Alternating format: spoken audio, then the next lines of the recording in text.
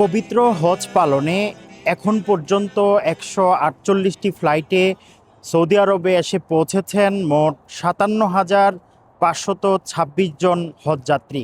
আজ শুক্রবার জুমার নামাজের পর শত শত মানুষ ফিরে যাচ্ছে তাদের গন্তব্যে। জুমার নামাজ আজ পবিত্র মসজিদে নববীতে পড়িয়েছেন ডক্টর আব্দুল বারী আস-সুবাইতি।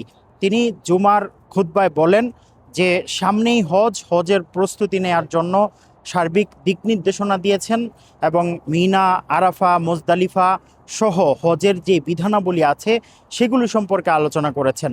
সেই সাথে তিনি হজের যে বিধানাগুলি আছে এবং তার যে ফজিলত আছে সেই সম্পর্কেও তিনি আলোচনা করেছেন। এই পর্যন্ত বাংলাদেশ হজযাত্রী যারা সৌদি আরবে এসেছেন তারা প্রায় 14 জন ইন্তেকাল করেছেন, এর মধ্যে 10 জন পুরুষ এবং 4 জন নারী। এই ছিল আমার কাছে সৌদি আরবের মদিনা থেকে সবশেষ খবর।